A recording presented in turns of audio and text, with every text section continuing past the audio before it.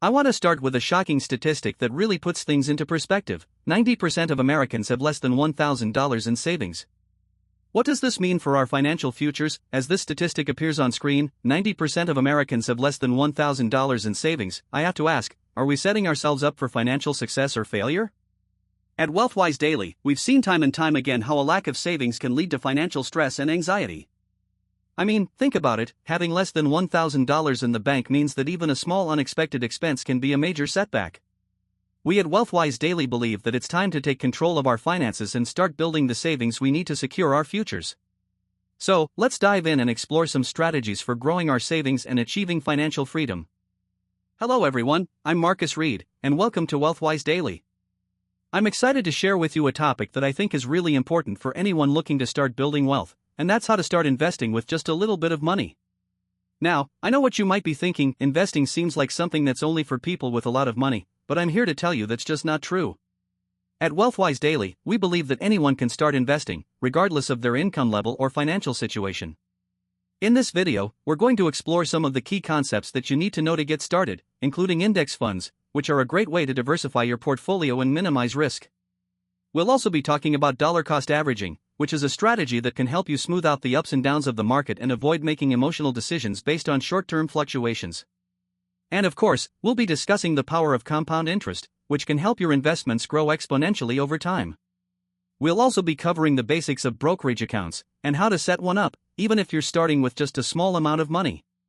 I think this is really important, because having a solid understanding of these concepts can make all the difference in your long-term financial success. So, if you're ready to start building wealth and securing your financial future, then keep watching, because we're about to dive in and explore how to start investing with just a little bit of money. You know, I've been in this industry long enough to see a common psychological barrier that holds people back from starting to invest, and that's the idea that they need thousands of dollars to get started. I've seen it time and time again, people thinking that they need a huge chunk of money to begin investing, but the truth is, that's just not the case. We at WealthWise Daily are always trying to break down these barriers and make investing more accessible to everyone. I mean, think about it, the concept of index funds, which is a huge part of what we talk about here, wasn't even around until Jack Bogle came along and founded Vanguard in the 1970s. He revolutionized the way people invest by making it possible for individuals to invest in the entire market, rather than trying to pick individual stocks. And now, with the advancement of technology, we have fractional shares, which means you can invest as little as a few dollars into the market.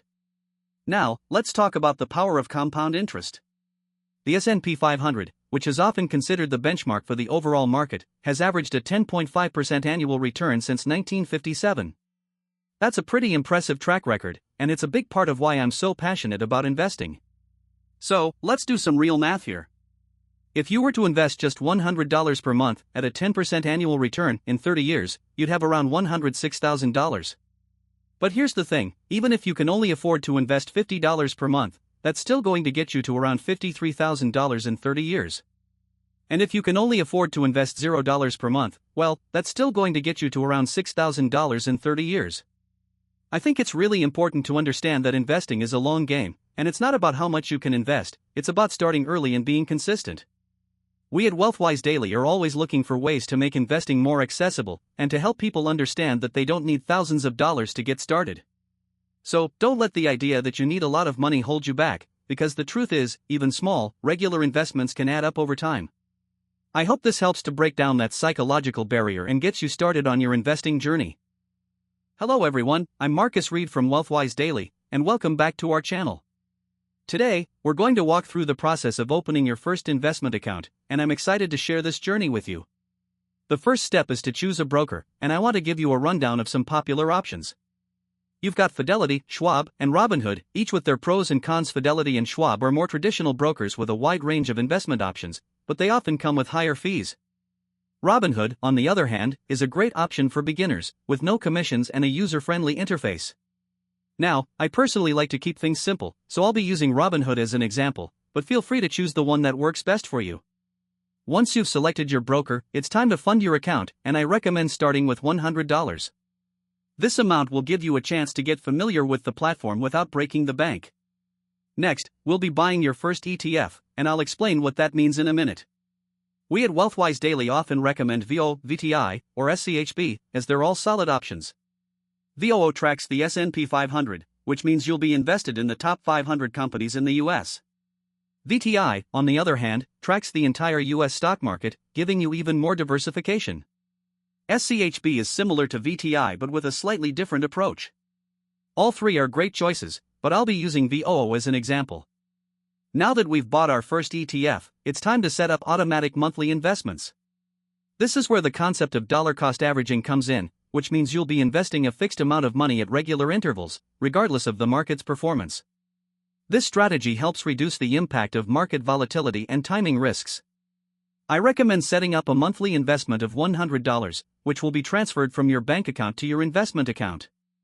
The key here is to be consistent and patient, and that's why I always say, never touch it.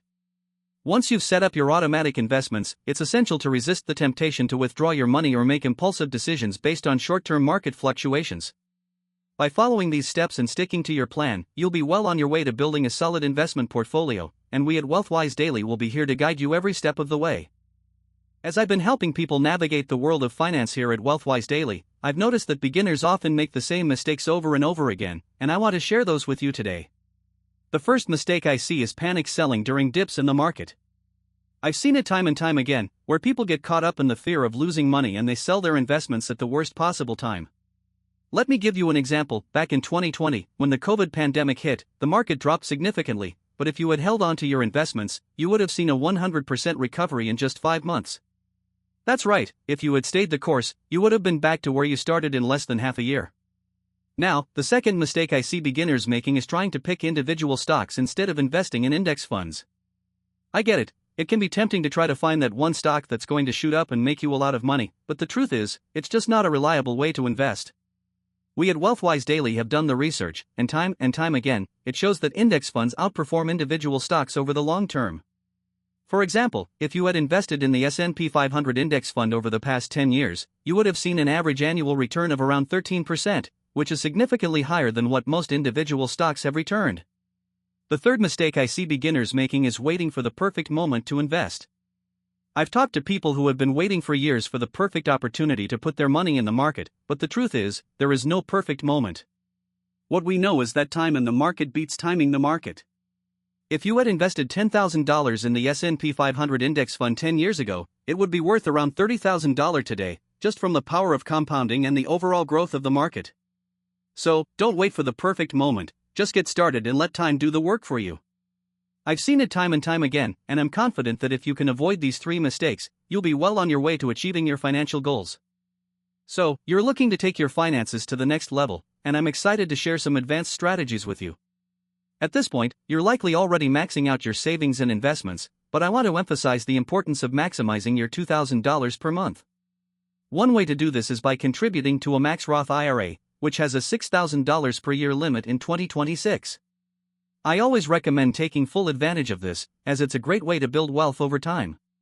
Now, if your employer offers a 401k, I want to stress that you should always take the match. It's essentially free money. I know it can be tempting to skip out on this, but trust me, it's worth it in the long run. We at WealthWise Daily always say that getting free money from your employer is one of the easiest ways to boost your retirement savings. Another advanced strategy one want to touch on is tax loss harvesting. This is a technique where you sell securities that have declined in value to offset gains from other investments, which can help reduce your tax liability. It's a bit more complex, but essentially, you're using losses to balance out gains, and it can be a powerful tool in your investment arsenal. When it comes to rebalancing your portfolio, I always recommend doing it on a regular basis, whether that's quarterly or annually. This will help ensure that your investments remain aligned with your goals and risk tolerance. I like to think of it as a financial checkup. It's a chance to review your progress, make any necessary adjustments, and stay on track. As I always say, investing is a long-term game, and it's essential to be patient, disciplined, and informed. We at WealthWise Daily are committed to helping you achieve financial freedom, and I hope these practical tips have been helpful in taking your finances to the next level. This video is for educational purposes only and does not constitute financial advice. Always consult a qualified financial advisor before making investment decisions. Hey there, I want to take a moment to thank you for watching this video and for being part of the WealthWise Daily community. I'm glad you're here, and I hope you found the information helpful in making informed decisions about your finances. If you did enjoy this video, please take a second to like it, and if you haven't already, consider subscribing to our channel. We at WealthWise Daily are always working to bring you the most valuable insights and strategies. Also, don't forget to hit that notification bell, so you can stay up to date on all our latest content. I'm excited to share our next video with you, where we'll be diving into the truth about individual stocks versus index funds. It's a topic that's often debated, and I think you'll find our take on it really interesting.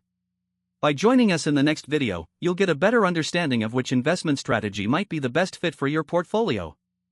Thanks again for watching, and I look forward to seeing you in the next video.